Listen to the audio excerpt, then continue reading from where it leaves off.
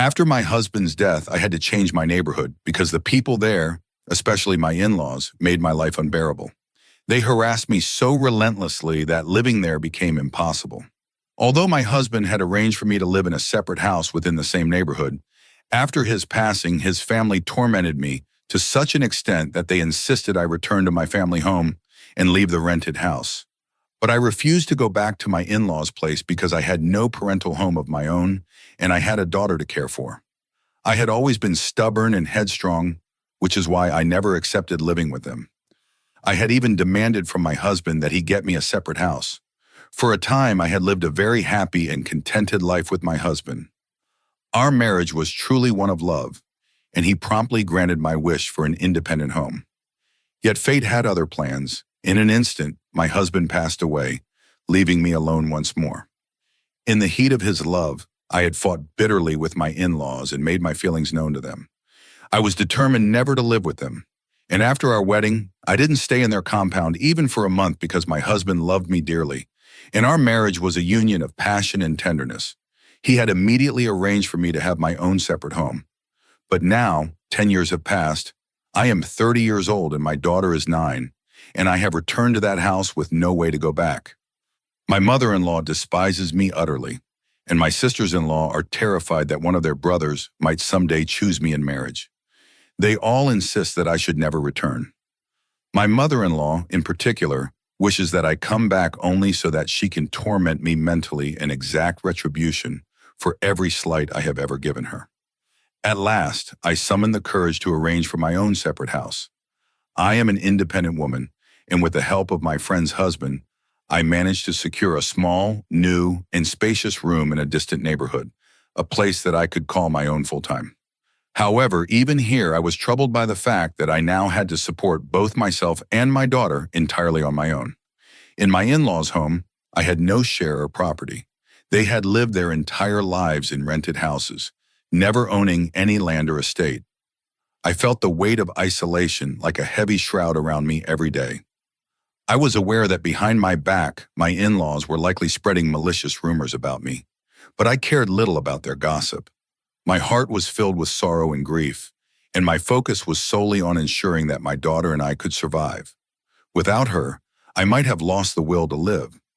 Although I had once loved my husband deeply, I had to remain alive for my daughter's sake. Sometimes, circumstances force a person to endure situations that sap every bit of strength they have left. On the first day I arrived in this new neighborhood, the local women came to greet me. When they learned that I was a widow, they exchanged pitiful, disdainful glances among themselves. I couldn't understand why they reacted so harshly, whispering as if I were an outcast. They all asked the same question: "Will you live here alone?" Their voices, though soft, carried a tone of judgment that cut deeply into my soul. The loneliness and responsibility weighed heavily on my heart. I recalled how, when I first left my in-laws' oppressive home, I had fought to preserve my dignity and secure a future for my daughter. My husband had once promised me a separate home, and for a brief time our lives had been filled with hope and love. But now, with 10 years of marriage behind me, and my daughter as my only support, I was forced to live in solitude while my in-laws persistently rejected me. I had no property or inheritance to call my own. They had always lived on rent and possessed nothing of value. Every day I worked tirelessly to provide for myself and my daughter. I knew that my in-laws were likely gossiping about me behind my back, but I refused to let their venomous words break my spirit. My heart was heavy with sorrow, and I focused on the sole task of keeping us safe and fed. I clung to the hope that someday we would find peace and acceptance, a home where our dignity was respected, and we could finally rebuild our lives. In the quiet of the night, I often lay awake, haunted by memories of the life I once knew and the bitter rejection I had endured. I vowed then that I would not let the judgments of others define my future. I resolved to build a life of independence and strength, even if the scars of my past remain. Each day was a battle, but every small victory, every smile on my daughter's face, reminded me that I was still capable of hope. I gradually learned to live with the isolation, even though every step forward was met with whispers and disapproval. I refused to let the negative voices drown out my inner resolve. I embraced my solitude and used it as a means to rebuild my life, piece by piece. Every challenge I faced became a lesson in resilience, and every tear that fell was a reminder of my strength to persevere. In the midst of my struggle, I realized that my life was not defined by the cruelty of others, but by my ability to overcome adversity. I continued to work, to study, and to care for my daughter, never losing sight of the future I hoped to create. I held on to the belief that one day I would not only survive but thrive, free from the judgment and bitterness that had once surrounded me. Then everyone asked, "Will you live here alone?" Then one day there was a sudden knock on my door. I opened it and to my astonishment, found a boy, seemingly between 12 and 14 years old, standing there. At first I assumed he must be a beggar, but his appearance was not that of a typical street child. I observed him for a while, expecting him to speak, but when he remained silent, I asked, "What work brings you here? Do you need food?" He replied, "No, I do not need food." I then inquired, "Then what is it that you need?" He answered, "I heard that you are new to this neighborhood and that you are a widow." I was taken aback. Could it be that even a young boy, so small in years, was bothered by my widowhood? I said, "Then tell me what work you have or clear your path. I have no time for pointless arguments." The young man looked at me intently and then said, "Sister, come inside. I will tell you everything." It became clear he was not merely a child, but a young man, perhaps between 18 and 20 years old. I hesitated only a moment before letting him in. Once inside, he spoke. "Brother, if you have any work that needs doing, please tell me. I do all the tasks for the widowed women here. They call on me for errands, shopping, and other small jobs because they have no one to help them.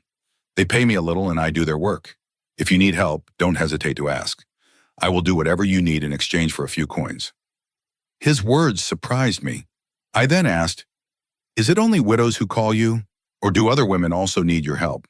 He replied, "No, only those without a husband need me. Those who have husbands already have someone to rely on." His answer left me feeling both intrigued and disturbed, as it underscored the harsh reality that society judged a woman solely by whether or not she had a husband. I began to wonder why it was so necessary that every woman have a man by her side. Must a woman be condemned if she lives alone? The thought troubled me so deeply that I could hardly sleep that night. I questioned whether all these expectations were fair. I realized that for a woman like me, who had lost her husband and had no family support in this new neighborhood, life was a constant battle against prejudice and loneliness. I continued my day, trying to focus on the tasks at hand and on caring for my daughter, while the young man's words echoed in my mind. I resolved that I would not let society's judgment define my worth. I would work hard to secure a better future for my daughter and myself, even if the world around me saw me as an outcast. Late in the afternoon, I went about my routine silently, determined not to let the weight of judgment bring me down. In the quiet moments, I reflected on how unfair it was that a woman's dignity was measured solely by her marital status. I recalled how, despite my intelligence and resilience, the world still demanded a man's companionship for a woman to be seen as complete. That evening, I sat down with a heavy heart, contemplating all the hardships that had come my way. I thought about how I had been forced to leave behind the life I once knew, and how my daughter and I would have to build a future out of nothing. The young man's encounter had reminded me of the cold reality that many widows faced, a life filled with relentless gossip and harsh judgment. Though I was alone, I was determined to persevere. I vowed that I would not let the scorn of others dictate my destiny. I promised myself that I would fight for my dignity and for a future where my daughter would never have to endure the same humiliation I had faced. Even as I struggled with loneliness and the bitter taste of society's expectations, I knew I had to remain strong. In that moment of quiet determination, I resolved to build a new life. I would work diligently, save every penny, and eventually I hoped to prove that a woman's worth is not measured by whether she has a husband or not. I would create a home filled with love, respect, and opportunity, a sanctuary where my daughter and I could thrive without fear of judgment. As I sat there, the questions of my existence and my place in the world continued to swirl in my mind. but I took solace in the fact that I was not defined by my circumstances. I was determined to rise above the narrow definitions imposed by others. Even though the neighborhood women and local gossipers believed that every woman must have a man, I knew in my heart that my strength came from within. I would forge my own path and create my own destiny, regardless of what anyone said. Thus, with a renewed resolve, I embraced the challenges of life, vowing to build a future where my daughter and I would never again be measured solely by our marital status. I would prove that a single, independent woman could be strong, successful, and above all, worthy of respect. I was thinking about all those things even though I tried not to, not knowing why my mind was drawn in that direction, a direction where I should never have gone, and what purpose it might serve afterward. I understood parts of it, but the young man was so little that I struggled to fully grasp his words. Yet his age seemed too low. His mind did not seem like that of a small boy at all. His tone carried an air of knowledge and experience as though he knew many things, and that left me feeling strangely unsettled. Lost in thought, I finally said, "All right, if I ever need you, I will call out to you. Where do you live?" He replied that he lived in a small house nearby in this very neighborhood and offered to give me his number. He pulled a small slip of paper from his pocket with his number written on it, and in his hand he also held a tiny mobile phone. After a short while he left, and I sat there for a long time, pondering his words. Even after he was gone, I remained restless and uneasy, wondering what it was about his speech that compelled me to think so deeply. On the surface, his words were ordinary. There was nothing unusual in their content, but the way he said them left me with an inexplicable feeling of discomfort. I couldn't understand why his manner of speaking affected me so profoundly. Shaking my head, I returned to my household chores. The house looked quite dirty. Dust had settled everywhere, and I began cleaning diligently. My daughter was busy working on her school homework in another room. I glanced at her as I worked. I rarely went outside because I never wanted to leave her alone at home for fear that someone might steal from us. I gradually realized that for a single woman to live alone, it is truly very difficult. It takes immense courage. Even an elderly woman, though often treated with respect and seen as wise, manages to survive on her own. But I was a young woman, and that thought made me feel even more vulnerable. At night, as I tried to sleep, a constant fear kept me awake. The fear that someone might scale the wall and break into my home. That fear was so intense that it robbed me of sleep, and each morning I awoke exhausted. Up until now, I had managed by selling my earrings to scrape by, but my money was nearly gone. I had a little gold, which I had entrusted to a friend's house, hoping it would be useful until I found a job. Yet taking up a job meant worrying about my daughter. If I worked all day, who would care for her? Who would drop her off at school and pick her up later? The thought of leaving her alone plunged me into deep depression. Then as I lay trying to sleep one night, the thought of that young man returned to me unexpectedly. An idea struck. Why not set up a cot for him inside the house and instruct him to keep vigil all night, ensuring that no one can break in?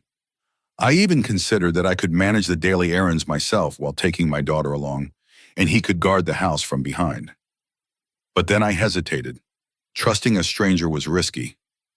What if that young man turned out to be a thief himself? Therefore, I resolved that in the morning I would inquire about him, to find out what kind of boy he truly was, whether he was honest and reliable or a potential criminal, and only then would I allow him to serve as a guardian in my home. The next morning, I mentioned the matter to 2 or 3 local women. Their faces grew strangely somber, and they said, "Yes, widowed women often keep younger boys in their homes to manage their needs. You should consider keeping him too. He is a good boy." One neighborhood woman had stated this, though in such an odd manner that I couldn't quite grasp her meaning. Nevertheless, I summoned the boy and told him that I wanted him to guard my house throughout the night, and in return I would pay him a monthly salary. I even added that if anything went missing from the house during my absence, I would not hesitate to hand him over to the police. I sat there for a long while, mulling over his words even after he left. His casual assurance that only widowed women employed him made me question the societal pressures imposed on single women. Was it truly necessary for every woman to have a man by her side? Or was this just another manifestation of loneliness and desperation? I kept his number and spent the rest of the day contemplating the implications of relying on a stranger to secure my home. Even though his words on the surface appeared normal, his manner left an indelible impression on my mind. After finishing my chores, I resumed cleaning the house, sweeping dusty floors, wiping down surfaces, and tidying up my daughter's homework area. All the while, thoughts of the young man's offer continued to swirl in my mind. I wondered if trusting him was a sensible decision or if I was merely grasping at a lifeline born out of isolation. I resolved that I would investigate him further in the morning. I needed to know if he was truly honest and reliable or if he was just another thief in disguise. Only then would I decide whether to let him in permanently. As the days slowly passed, I grew increasingly aware of how challenging it is for a single woman to live alone. The judgment and gossip of the neighborhood weighed heavily on me. I recalled how on the very first day I arrived in this new neighborhood, the local women had gathered around me, whispering among themselves once they learned I was a widow. They looked at me with pity and suspicion, as if my single status marked me as an outcast. Their relentless questions, "Will you live here alone?" echoed in my mind long after they had gone. In the midst of all this turmoil, I also realized that I had to support my daughter and myself on my own. My in-laws had never given me any property or inheritance. They had always lived on rented houses. I had no safety net. Even though I knew that behind my back, my in-laws might be speaking ill of me, I no longer cared. My heart was filled with sorrow and a fierce determination to survive for the sake of my daughter. Even though I had once loved my husband deeply, I now clung to the hope that I would eventually create a future on my own terms. That night, as I lay in bed, I resolved to gather more information about the young man. I would call him in the morning and ask about his background, his reputation in the neighborhood, and whether he had ever been involved in any wrongdoing. I needed to be absolutely sure before entrusting him with the security of my home. Holding onto a slip of paper with his number, I promised myself that I would learn the truth about him, no matter how unsettling it might be. With a mix of dread and determination, I ended the day. I knew that the challenges of living alone as a widow were great, but I refused to let fear dictate my future. I would forge ahead, make careful decisions, and build a life where my daughter and I could thrive despite the harsh judgment of society. I resolved to stand strong, to not let my loneliness and desperation lead me astray, and to protect my dignity at all costs. I said, "I have a cousin in the police. I can accomplish this task very easily with just one phone call." I gave him that threat so that he would become frightened. My cousin was indeed a police officer, but I did not have any direct contact with him.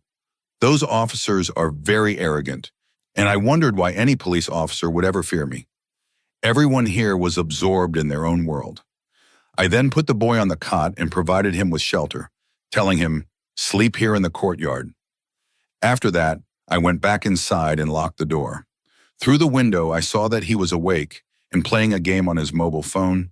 He explained that he played games on his mobile all night and only slept in the morning. That information was reassuring to me because it meant he was one of those who stayed awake throughout the night, and he appeared to be a very clever boy. He was a 12-year-old child, so I had no problem with him. I could never allow an older boy to stay with me, as that always made me nervous and gave people more material for gossip. But since he was only 12, I did not mind him. I then went to my room to sleep.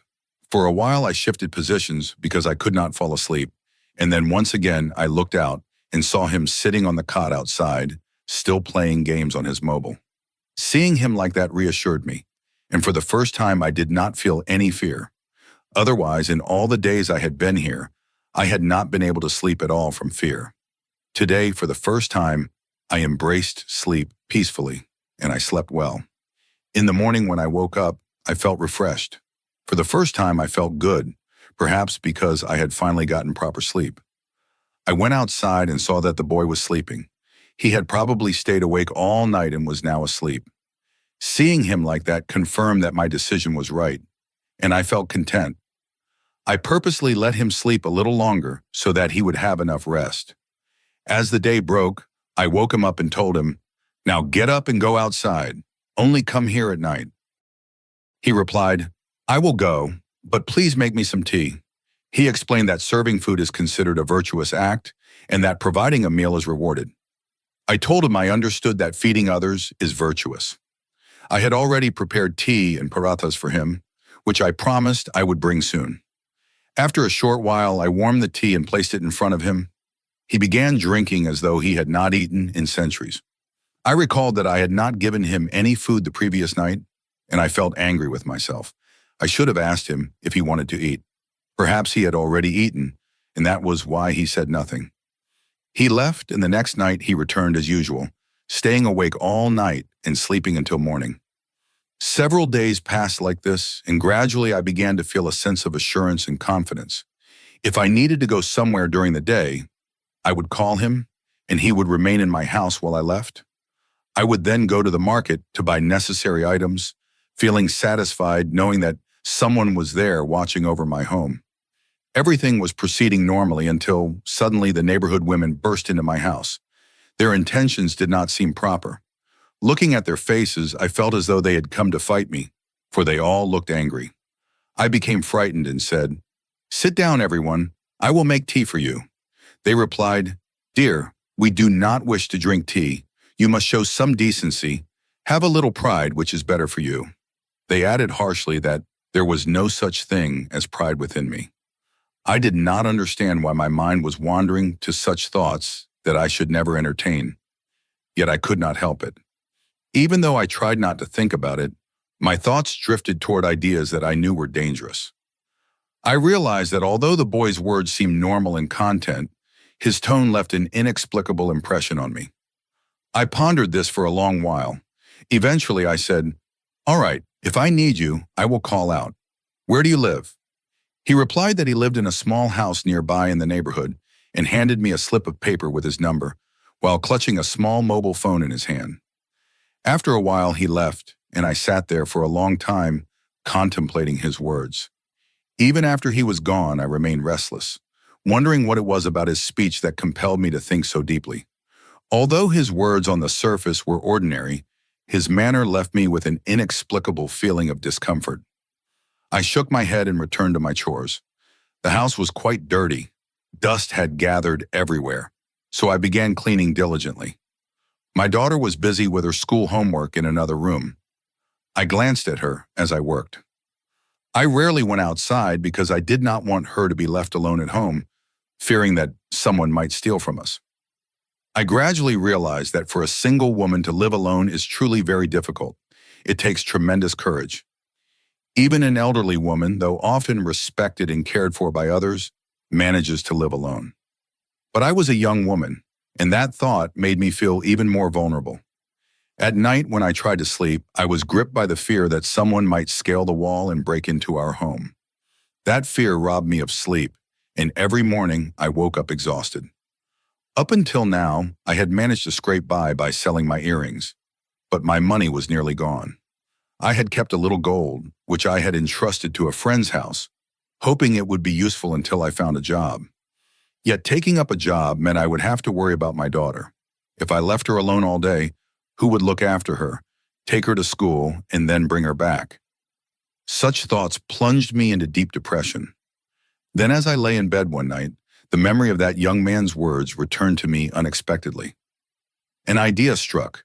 Why not let him guard my house by placing a small cot for him inside and instruct him to keep watch all night so that no one could break in? I even considered that I might manage my errands if I took my daughter along, while he guarded the house from behind. But then I hesitated. Trusting a stranger entirely was not wise. What if that boy turned out to be a thief?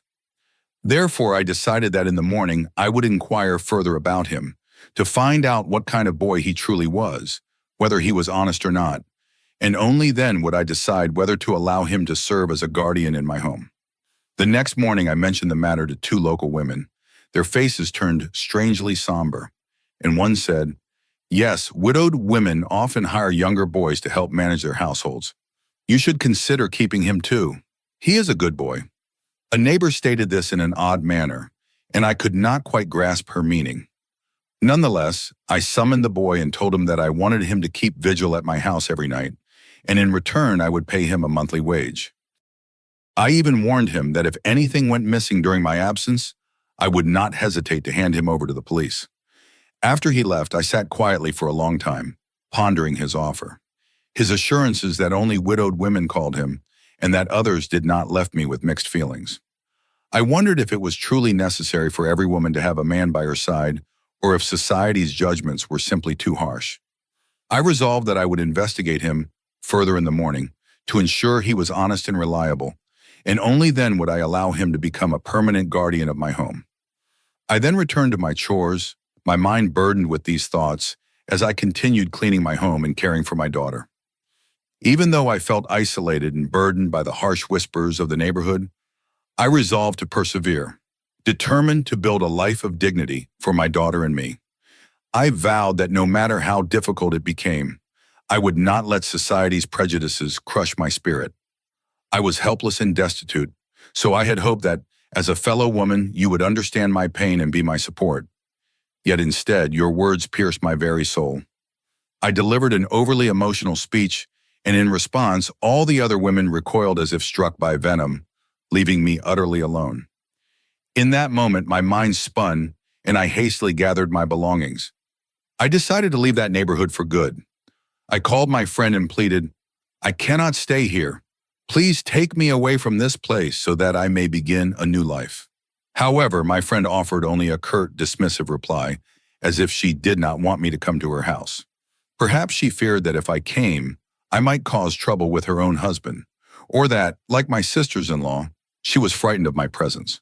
Until that moment, my friend had never prevented me from visiting her, but this was the first time I sought help, and she simply refused.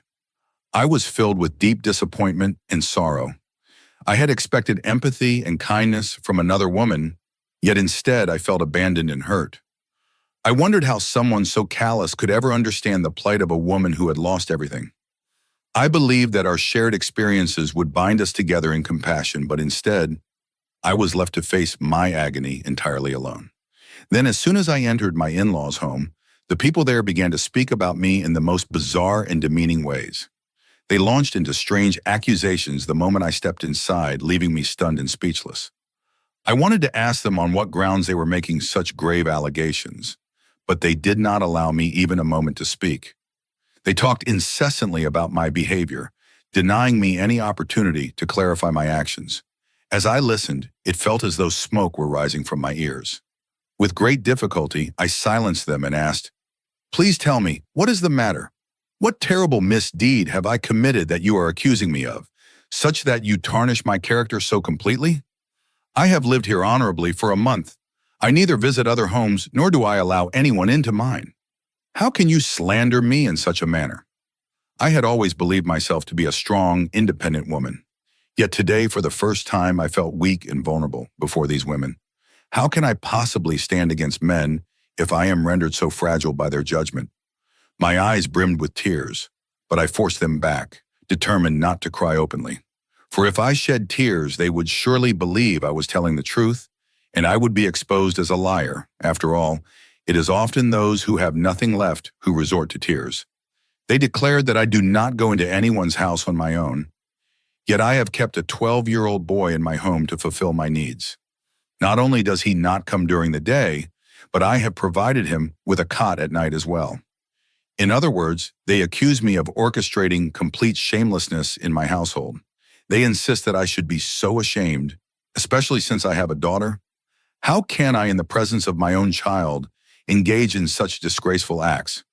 Their harsh words struck me with the force of a collapsing sky, magnifying a trivial matter into an enormous scandal.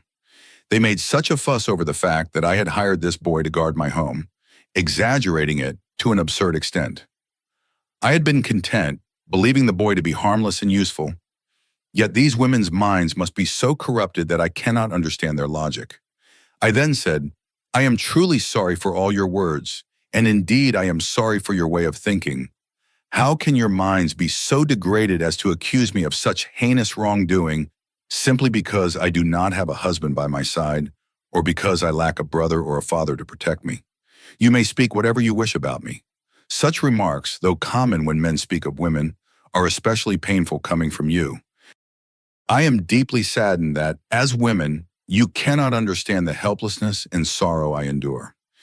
I had long believed my strength was unassailable, but the relentless judgment of these women, combined with my own inner torment, left me questioning my worth. Their cruel words echoed in every corner of my heart, forcing me to face the reality that I was not as invincible as I once believed. In that moment, I felt my spirit crumble, overwhelmed by a sadness which consumed me. I was feeling helpless and vulnerable.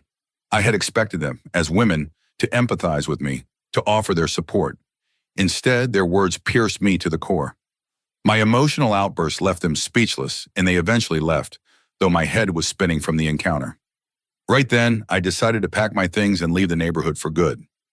I called a close friend, explaining that I could no longer stay there and asking her to come pick me up so I could find another place to live. Her cold, dismissive response took me by surprise. She didn't want me at her house. Perhaps like my sisters-in-law, she felt threatened by my presence.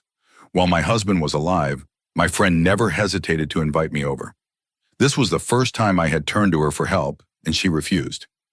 She explained, "You're young and beautiful, and my husband has a flirtatious nature. I don't want him to take advantage of your vulnerable situation. It's not that I don't care about you, I do. You're very dear to me, but this is for your own safety." I couldn't entirely fault her reasoning, but I was deeply disappointed. I didn't want to break down, but this was the first time I truly felt shattered inside. I broke down into tears. Even my in-laws had never accused me of something so disgraceful. They might have called me argumentative or short-tempered, but they never spoke to me with such disrespect. A short while later, another woman from the neighborhood approached me and said, "You may not know this, but before you moved here, other widows living here paid young boys to run errands for them, buying groceries, doing odd jobs. One of them crossed all boundaries. She was caught red-handed with a child and was taken into custody. This woman preyed on young boys, luring them to her home under the pretext of tutoring them, and then engaged in shameful acts. The boys eventually told their parents, and the truth came out." She continued, "There have been a few incidents like that here. Some widows, after losing their husbands, started using young boys because they felt safer with them. But they manipulated these children for their own ends. That's why the women here were so suspicious of you. But now they feel ashamed. They saw your tears and realized their mistake. They want to apologize." I told her, "I don't need anyone's sympathy or apology. I'm leaving this place." I packed my things and moved back to my in-laws' house. When I arrived, they were stunned. They never expected me to return. To my surprise, despite the time I had spent living alone, no one questioned my character. Not one of them said, "You've been living alone all this time. You must have done something wrong." That's when I realized that family, however imperfect, is still family. In-laws may have their flaws, but their support and respect can sometimes mean more than the judgment of strangers. My in-laws were not as bad as I had thought. I realized that my initial departure was my own mistake. My mother-in-law, while occasionally sharp-tongued, had never insulted my character. She might have been demanding about household chores, but she never accused me of anything improper. It became clear that my mother-in-law, for all her shortcomings, had a moral integrity that those neighborhood women lacked. I moved into her room, and for the first time, I felt a sense of security. I accepted this as my fate and found peace in it. I decided to stay quiet, to avoid any arguments or conflicts. In time, everyone in the household grew more comfortable with me. My mother-in-law initially made a few remarks, but once she saw that I wasn't going to fight back, she stopped. Over time, her behavior toward me changed for the better. One day, she suggested that I consider remarrying.